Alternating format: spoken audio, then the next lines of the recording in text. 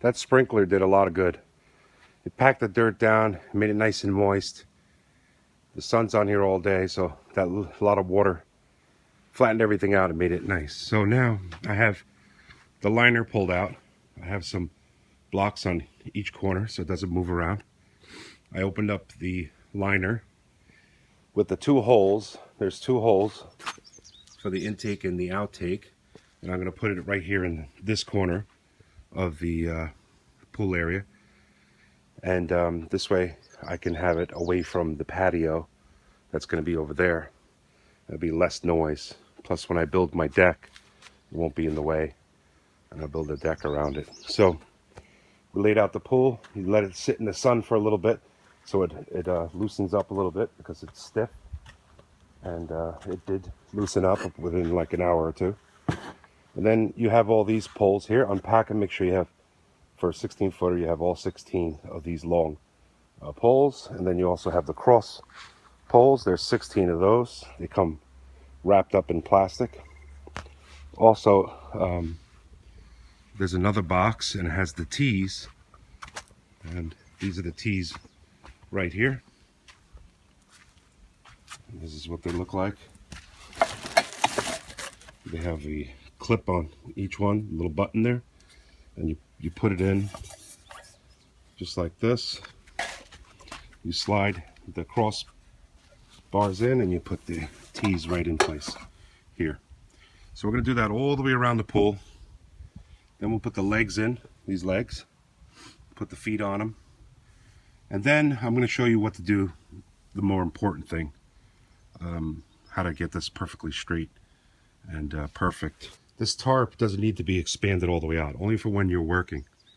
Once you got all the legs up and the pool is all straight, you make sure all your legs are vertical and everything, you can actually roll this tarp up flush with the pool. And then later on I'm going to put filter fabric all the way around. That's a material that the rain goes through, because you don't want puddles building up. You want the rain to go through, and if you have a tarp here, all the water is going to go underneath the pool. It's going to be very damp under there, and you get your pool liner all dirty. So we'll do that, and then I'll surround everything with the stone dust and, you know, start looking like a patio. Okay?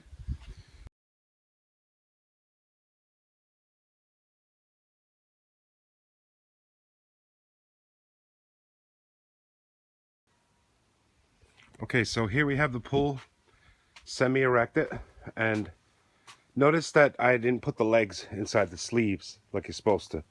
This is the sleeve right here. I'm supposed to put them inside here and then put the foot on, but I didn't do that because in case I wanted to spin it around a little bit. Now, being that I'm building a deck, I'm gonna want this parallel right here to the property, you know what I mean? This way I could put my boards underneath it even more even. Plus I want the holes over there in the that corner right there, because they're gonna plug into the garage. So basically that's your pool setup.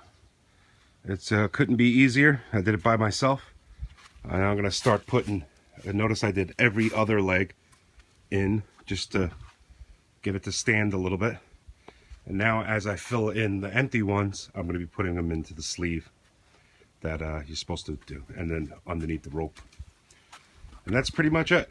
So once we start filling up this pool, we're gonna start kicking out the liner this way so that you get a nice perfect round bottom. And notice I'm about 2 feet, 3 feet from the wall, from the house, and then I'm 3 feet at the end of the property here. Now, I made those lines before I put the tarp down, and I pretty much want to come right to the lines right there. See that line? So I'm probably going to come a little bit to the right, but I don't have enough room to build a deck. But that's all right. I got plenty of earth here I can remove and make the deck wider, the stairway wider.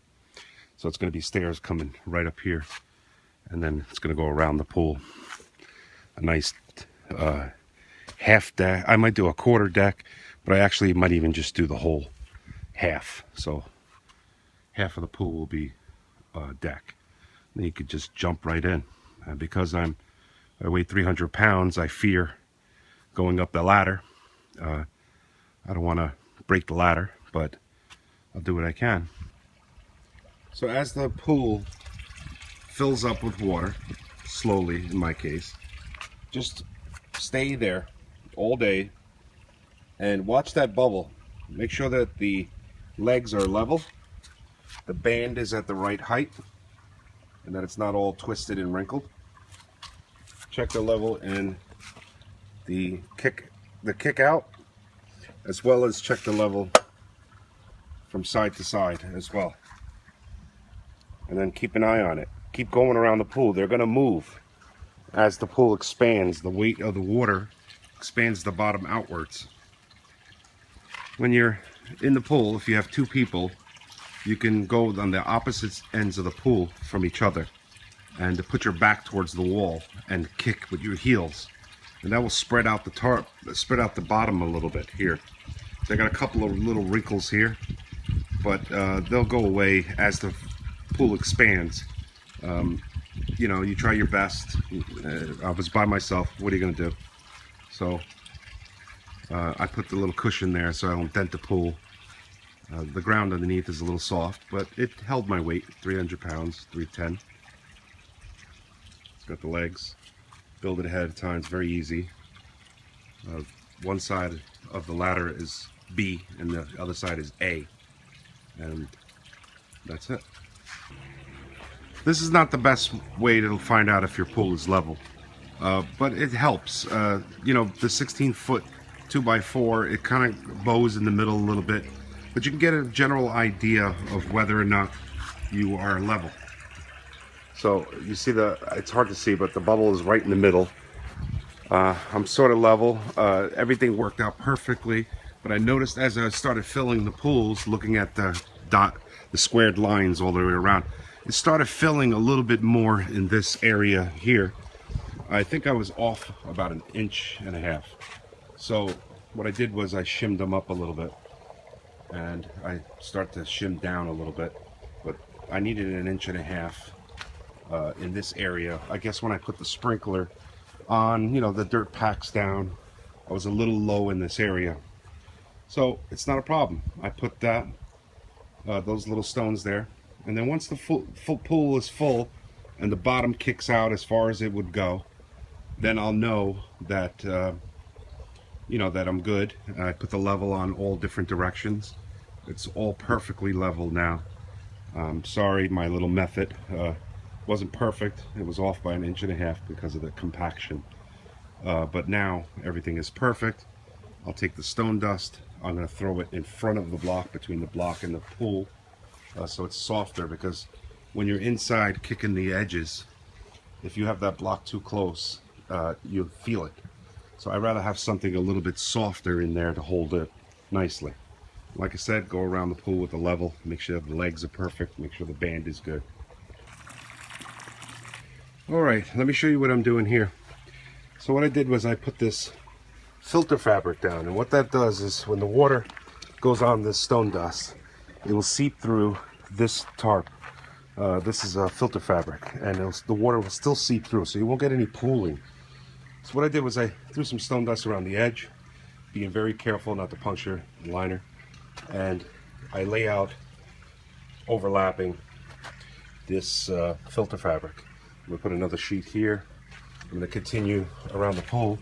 I'm going to put another sheet here going this way, and we'll just surround the pool with filter fabric, and we'll throw down the stone dust. Meanwhile, the pool is filling up. I'm almost near the hole, so I'm going to stop when I get to the hole, and then I'm going to put my pump in. I'm going to set everything right on these two plates here.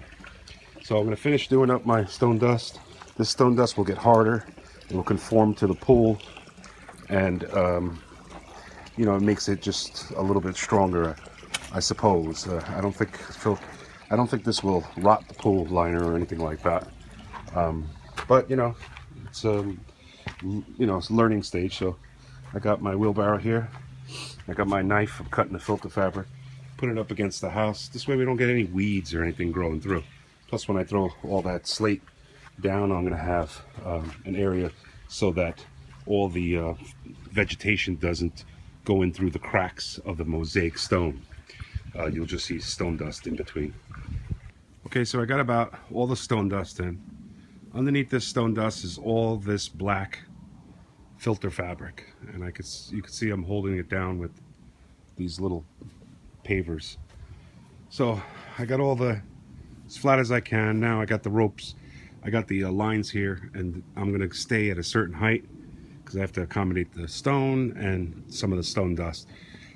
But I'm gonna fill it in. I'm, a third away from finishing the pile, and I'm just gonna cover this up, and then it'll be good to like walk on and run the wheelbarrow on it. So it's all good. It's there goes my Sateki speakers. I love them. I got my dolly so I can carry these gigantic stones when I put them in. And I'll show you how to cut stone. I'll show you all that stuff. My family business is masonry, so I kind of have a little history with it.